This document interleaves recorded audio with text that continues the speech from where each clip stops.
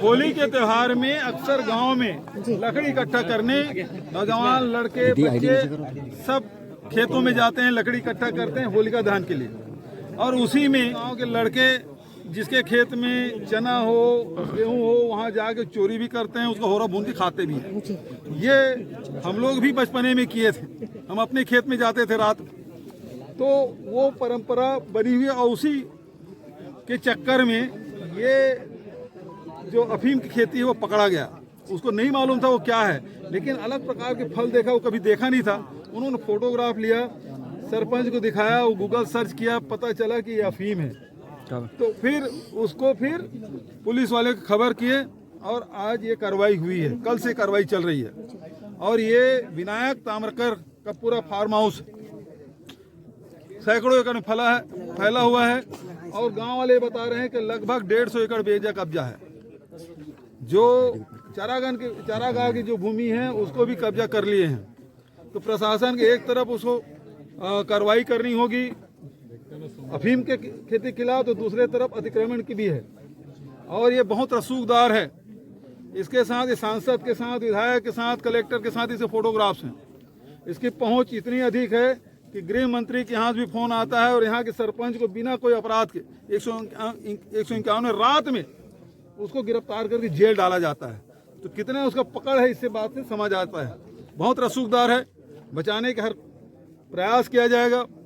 पहले नशा के बारे में ये कहा जाता था कि ये पंजाब के बॉर्डर से आ रहा है, कोई बोलते थे मुद्रा पोर्ट से आ रहे हैं, लेकिन अब छत्तीसगढ़ में दुर्ग जिले में हमारे यहाँ भी खेती होने लगी है।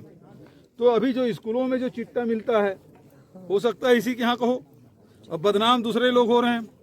वैसे मेरा विधानसभा में प्रश्न था जिसमें बताया गया कि सैकड़ों लोग अभी गिरफ्तार, जो अंतर्राज्यीय जो गिरोह है वो पकड़े गए और लगभग 700-800 लोग जेल के अंदर हैं।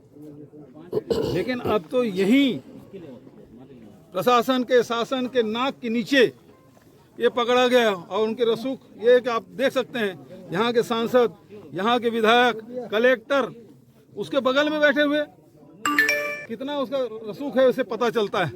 और अभी तक उसकी गिरफ्तारी नहीं हुई है। क्या सरकार या पुलिस का संरक्षण इसमें है शामिल? क्योंकि बहुत सालों से खेती हो रही है, मानना है कि ये तो कब से कर रहा है। दूसरी बात ये है इसका नेटवर्क कहाँ कहाँ फैला हुआ है, ये भी जांच करने के विषय, उस नेटवर्क को तोड़ने का और उसे जितने लोग उसे सम्मिलित हैं उसे गिरफ्तार करने की जिम्मेदारी पुलिस की है। कितने एकड़ में होगा? ये लगभग मुझे लगता है कि 10 एकड़ के आसपास फैला होगा। कांग्रेस का क्या स्टैंड रहेगा उचित कार्रवाई न होने पर? हम उम्मीद करते हैं उचित कार्रवाई होगी, लेकिन नहीं होगी तो हम लोग नजर रखे हुए। अभी विधानसभा चल रहा है, अभी इस ध्यान आकर्षण लगाएंगे इसमें। दूर के मोहन नगर थाना में नव्या मलिक का नाम आपके सूची में शामिल नहीं था। नव्या मलिक का वही है। गृह मंत्री ने क्या जवाब दिया कि मैंने प्रश्न पूछा, वो अंतर्राज्यीय जो गिरोह है उसका, वो चूंकि स्टेट के अंदर का है और ये तो फिर जिले के अंदर का है।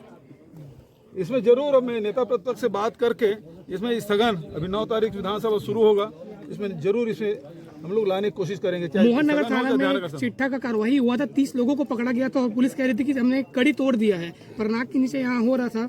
पुलिस, मैं बता रहा हूँ, एसपी कलेक्टर उसके साथ बैठे, उसको फोटोग्राफ कलेक्टर के साथ बैठे बगल में, कितना रसूख होगा।